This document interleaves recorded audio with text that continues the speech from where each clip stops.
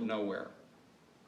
So they have these hiking shelters all over the country. They're actually identified on the map.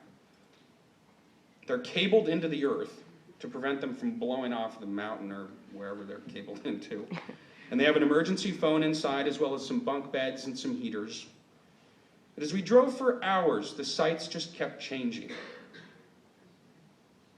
You would see mountainsides, fjords,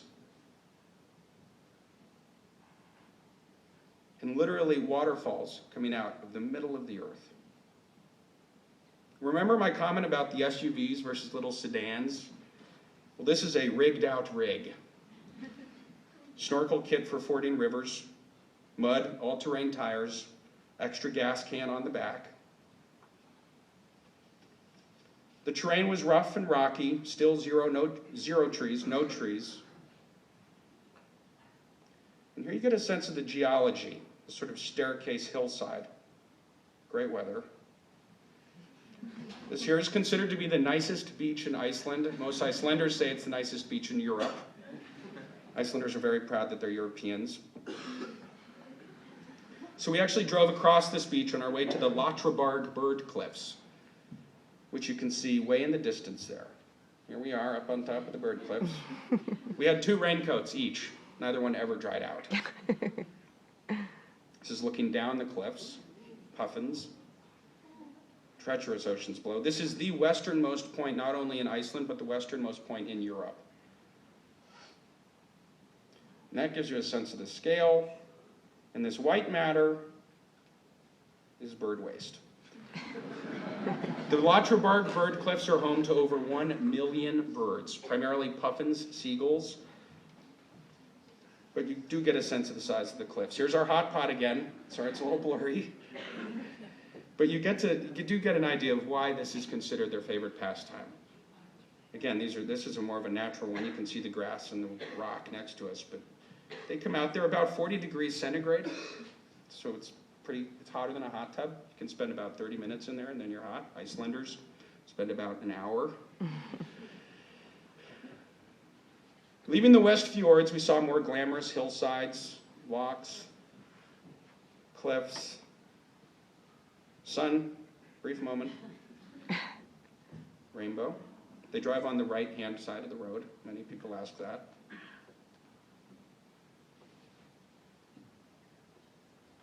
Again, very easy language to pick up. Until the early 1900s, many Icelandic farms, actually, these are called turf farms, they grew turf on their roofs. The thing about this is that the roof has to be at the right angle. Too steep, the water runs off, grass dies. Too shallow, grass molds, roof leaks. There's a sense of built into the hillside. Again, I think 1926 was sort of the last real farm that used these. Traveling out of the West Fjords, we went over towards Akureyri. Here's your map of Iceland again. We're right about the 12 o'clock hand.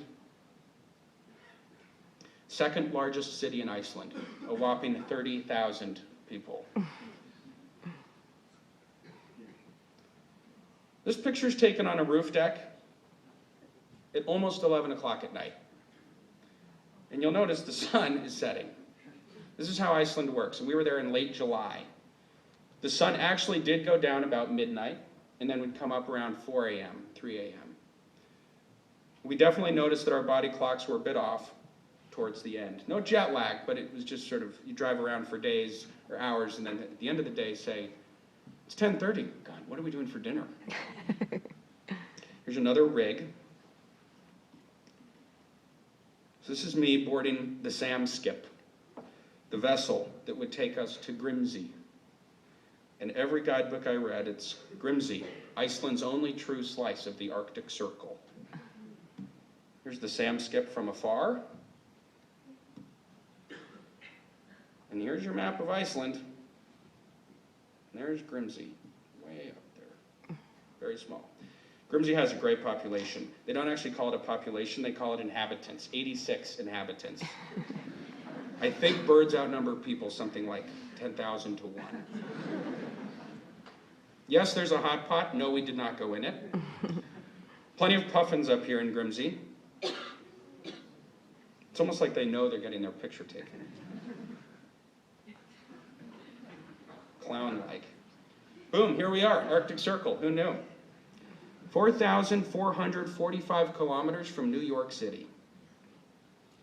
And here we are inside the Arctic Circle, not a lot changed. Windy, cold, rainy, wet. And here's my wife, very glad to be back on the boat, headed for mainland Iceland.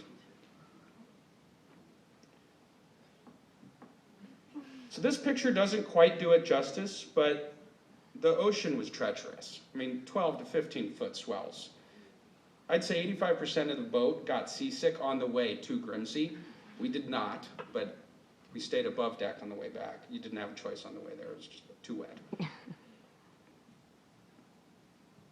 We actually got a glimpse of the sun coming back into Iceland. But we did quickly begin to think that the entire land has a cloud around it the whole time.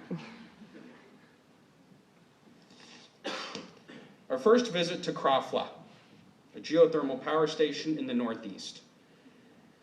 Now, Armour Academic Center, and I'm not a scientist, but the geothermal properties that come from there are basically this closed-end system that goes into the earth. It finds a constant temperature and then pumps it into a pump in the basement, and that heats and cools the building essentially. In Krafla, they take these pumps, or these pipes, and you'll see the little slits, and they actually drill these down into the earth. Underneath our parking lot in Armour, they go down about 500 feet. In Iceland, they're drilling down between 3 and 5 kilometers, and they're doing explorations into the 10 to 12 kilometer area. They don't pump up water at 10 kilometers beneath the earth. They're pumping up this sort of blue mud. Thing is they pull it all out, and they turn it in. They take the hot water and they take the steam off the hot water. And the steam gets separated from the water. And this is the separator.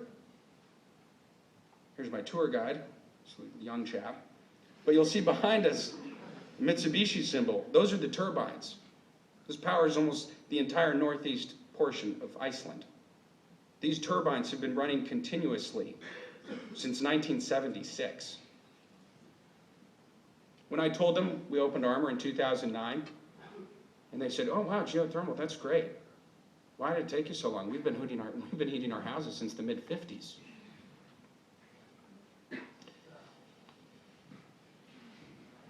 Thing is once the hot water gets the steam removed, the hot water then becomes a waste product. This is sort of a blue river running off the power plant. Dump it into the ocean. This is Homer Simpson on his way into the power plant.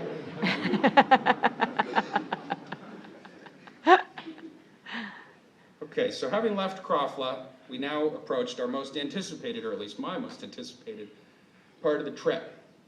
The drive straight down the middle of the country through an area called the Highlands. It's actually like the Australian outback. One word comes to mind: desolate. We would take a road called Kujulur, which translates to the road between two glaciers. No gas stations, one rest area with a restaurant, a random airstrip, but otherwise, again, the equivalent of the outback.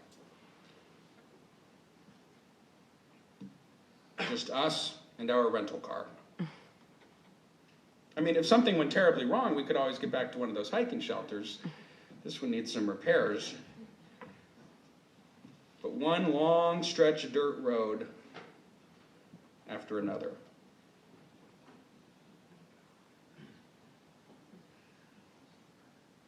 This is my rental car commercial. I'm driving. We actually stopped. I said, "Helena, get out. Get up on that hillside. Take the camera. We got to get a picture of this. It's the only river we're going to cross." Boom. There we are. Didn't even get over the wheels. Kind of anticlimactic. Actually, and right after about 2 hours after that fording, we saw this woman in like this Buick. And she's white knuckling it and like going over the rocks, coming against us. And I'm like, she's going to get to that river and have to turn around. And it's like 4 hours for her, so she has an 8-hour day. So as we started driving, kept driving, there's a sheep, boom, right in the middle. A lot of sheep. I think sheep, it's like 300 to 1 up there. We started saying, what does a glacier look like? What's a glacier going to look like? How will we